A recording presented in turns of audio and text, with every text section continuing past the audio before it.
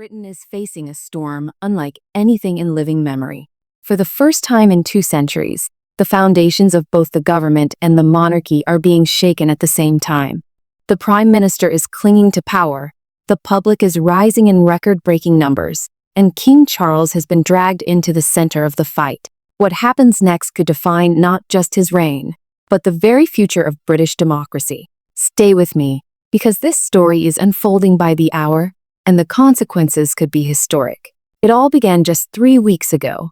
At first, it looked like ordinary political frustration, falling approval ratings, angry headlines, pressure on ministers. Nothing unusual for modern Britain. But then came a spark that turned into a wildfire. A petition appeared on Parliament's website. Its demand was simple but explosive. Call immediate general elections. Within 24 hours, it had over 100,000 signatures. In less than 2 days, 500,000 people had signed. And by the end of the first week, over 2 million names were added.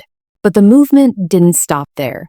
Soon it crossed 3 million, 4 million, and then reached an unbelievable 5.2 million signatures, more than the entire populations of Scotland and Wales combined. This wasn't just politics. It was a national uprising. On TikTok, hashtags demanding elections went viral with billions of views.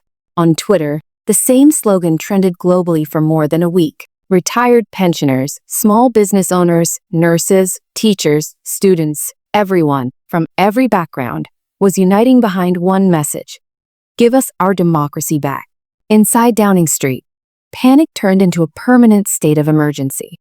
Advisors described the atmosphere as bunker-like, with staff working around the clock to contain a situation that was spinning out of control. The numbers tell the story. The Prime Minister's approval rating collapsed to just 18%, the lowest ever recorded for a UK leader. Even worse, surveys revealed that 73% of the public now believed the government had lost the right to govern. That's not simple disapproval. That's the collapse of legitimacy itself. When 3 out of every 4 citizens believe their leaders should not hold power, democracy itself is in question. The crisis wasn't just political, it was financial. The pound fell 4% in a single week. The FTSE stock index lost £80 billion in value. Investors started pulling money, businesses began issuing warnings, and the governor of the Bank of England was forced to hold emergency talks. The Federation of Small Businesses revealed that 71% of its members wanted immediate elections. Multinational corporations were quietly preparing exit strategies. The message was clear. Without stability, the UK economy could tumble into chaos. And then, the unimaginable happened. Protesters didn't just stay outside Downing Street. They gathered outside Buckingham Palace. For the first time in decades, the monarchy itself was being dragged into the storm. Crowds held up banners reading, "Charles, choose democracy or be remembered as a puppet." Images of those protests went viral around the world, and suddenly King Charles found himself under more pressure than ever before. His approval rating slipped below 50%, a dangerous sign for an institution that depends entirely on public support. Now the king faces an impossible choice. If he dissolves parliament and calls for elections, he risks being accused of a royal coup, breaking with centuries of tradition. If he does nothing, he risks being remembered as the monarch who allowed democracy to collapse. Inside the palace, advisors are divided.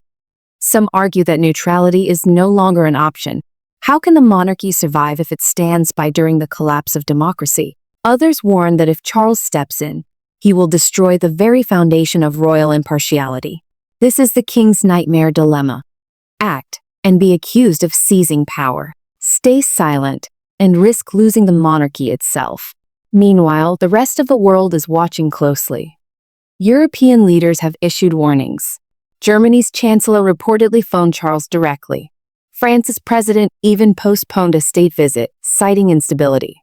The White House released a statement reminding Britain of the importance of democratic accountability. NATO has also raised concerns, worried that turmoil in London could weaken one of the alliance's strongest military powers. Britain's crisis is no longer just a national problem.